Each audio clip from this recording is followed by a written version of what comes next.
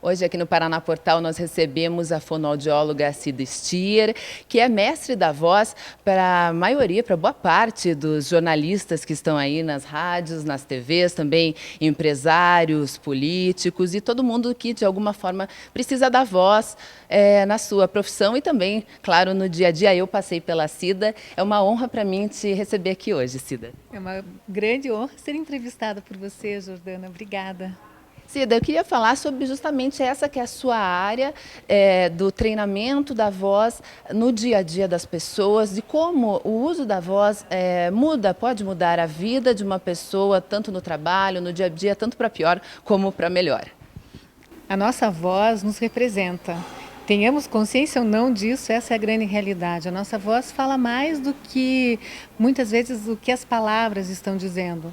Então, o próprio tom correto, você falou do meu trabalho com jornalistas, enfim, a informação, quando dada, precisa ser dada de uma forma que as pessoas acreditem no que está sendo dito, não é? E a voz é um fator essencial para isso. É um dos exemplos de o quanto que ter uma boa voz ajuda no desempenho de uma profissão.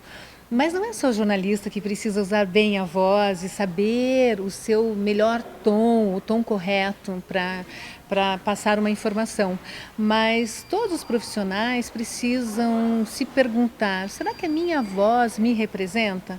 Será que quando eu falo, minha voz passa credibilidade ou ela mostra as minhas melhores características ou minhas melhores habilidades? Aí a gente vê que não é só um treinamento de fono mesmo, de dicção, mas às vezes é um autoexame de questões até psicológicas para você realmente conseguir se posicionar. O psicológico, o emocional, enfim, está inserido em todos os aspectos da nossa vida, em todas as coisas. Mas o importante é você observar se tem as habilidades necessárias para se comunicar bem, para se expressar bem. Então veja lá, desde da clareza, quando nós aprendemos a falar, lá pelos 4 anos, 5 anos, enfim, aquilo passa a ser uma atividade já automática. É uma habilidade adquirida que, enfim, poucas pessoas questionam. Será que eu falo bem? Será que eu pronuncio bem as palavras? E com muita frequência as pessoas me procuram porque dizem: é que eu penso muito rápido e aí eu não pronuncio bem.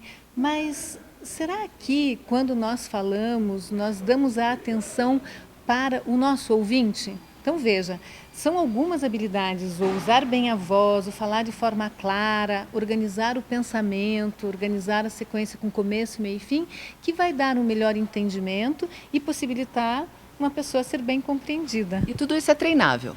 Ah, sim.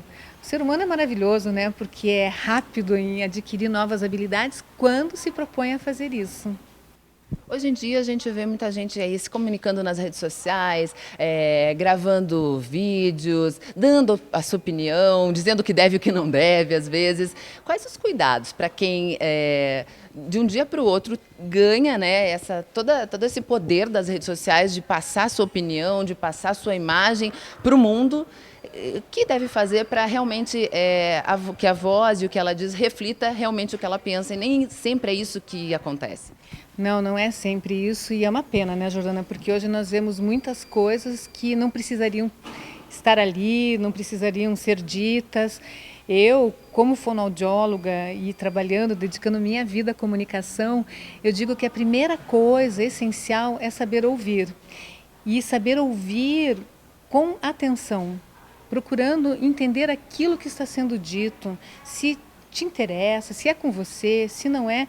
E realmente preciso falar alguma coisa, é o segundo tópico bem importante, porque hoje eu percebo que, eu ouvi essa expressão outro dia e vou aqui reproduzir, que as pessoas estão se tornando paparazzis de si mesmo, ou seja, não, eu penso isso, eu tenho que falar. Nem comentaristas de tudo. Sabe? Nem tudo que eu penso eu preciso dizer, ou eu posso optar em dizer na hora certa, mas o importante é você ter a clareza de, é tua opinião, ela é importante mesmo, ela vai favorecer a vida de alguém, preciso dizer, preciso compartilhar, porque encher muitas vezes a rede social com bobagem, com coisas que não são relevantes para o dia a dia de ninguém. E tem gente que é o outro extremo, né? Que por pensar demais, às vezes se trava e não diz. Sim, isso daí já é um problema, ou seja, deixar de expressar a sua própria opinião porque tem medo de dizer é tão grave quanto sair falando tudo, né? Mas sempre há um equilíbrio, você pode achar a forma certa, mas tudo passa por essa escuta. Nós devemos ter sempre o bom senso de saber como que nós nos posicionamos na vida?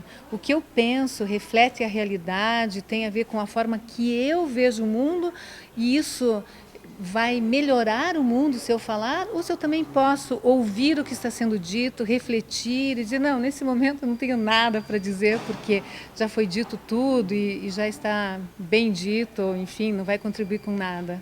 Cida, eu tenho uma curiosidade de saber essa opinião sobre os políticos. A gente teve as eleições agora municipais há pouco tempo.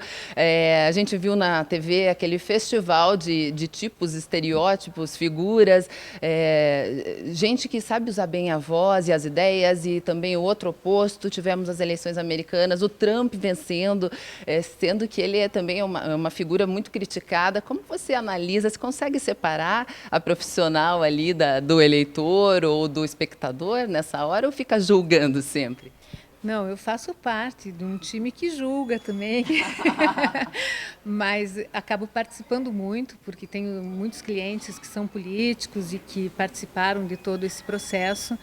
E às vezes as pessoas me perguntam, Cida, trabalhar com político, eu penso que eu estou fazendo a minha parte para fazer com que as pessoas se representem melhor na política. Todos nós somos seres políticos e fazemos parte, de alguma forma, de todo esse cenário.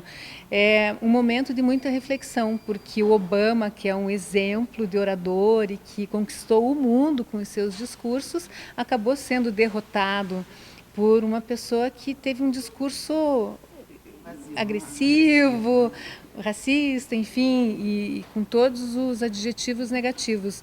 Mas, de alguma forma, ele comunicou algo que foi percebido pelas pessoas. Nós precisamos passar a entender o que foi isso. Da mesma forma que a população de Curitiba também comunicou algo interessante, que é não gostei dos discursos e a quantidade de votos brancos e nulos tem que ser ouvida. Essa quantidade representa uma forma muito sutil de comunicação que mostra que os discursos não foram adequados e que os discursos antigos precisam ser revistos, os novos também.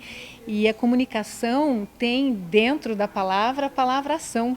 A comunicação é dinâmica, ela não para nunca. E o que molda a comunicação é a sociedade em que nós vivemos. Aprender a ouvir a sociedade e não apenas jogar algo para ela é importante. E ter um discurso que realmente seja propositivo, que mostre o que de fato pode ser feito, não apenas buscando um voto, é o que pode fazer a diferença. E para quem está nos assistindo agora e com certeza está se perguntando o que eu posso fazer para melhorar, existem algumas dicas simples que a pessoa no ato pode começar a tomar, a praticar em casa? Olha, tem uma medida muito simples e acaba sendo muito desafiadora, que é mandar mensagens de voz pelo WhatsApp para diferentes pessoas, amigo, marido, esposa, enfim, filhos e todas as pessoas. E se ouvir. Se ouvir. Sabe por quê? Porque aí você começa a ver que alguns interlocutores, ou seja, com algumas pessoas, você tende a falar melhor. Você diz, puxa, olha, aqui eu falo bem, aqui eu não falo bem, posso melhorar quando eu estou nervoso. Eu sou esquizofrênica com a minha família, eu sou infantilizada, no trabalho não.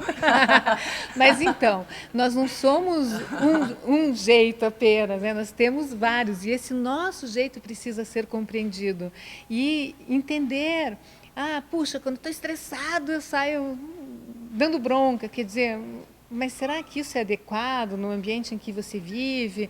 Será que você pode ter mais autocontrole? Enfim, são perguntas que todos nós podemos fazer e isso faz com que a comunicação melhore. Primeira coisa para melhorar a comunicação é reconhecer o que precisa ser melhorado, mas também precisa se reconhecer o que se faz de bom.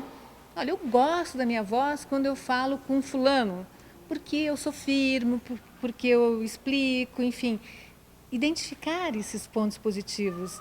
E a comunicação é sempre uma forma de você se representar, ou seja, então não adianta você querer ser igual uma outra pessoa que fale assim, A espontaneidade está em primeiro também. Exatamente, a autenticidade, uma comunicação ela tem que ser autêntica, mas ser autêntica não significa inadequada. Tem pessoas que dizem, eu sou muito transparente. Que perigo! Né? Porque adequação significa uma forma de convivência. E nós vivemos numa sociedade que a adequação é uma maneira de entendermos que o outro precisa e deve nos moldar para que nós também possamos fazer o mesmo. E assim nós vamos caminhando. A comunicação tem que nos levar para frente, né?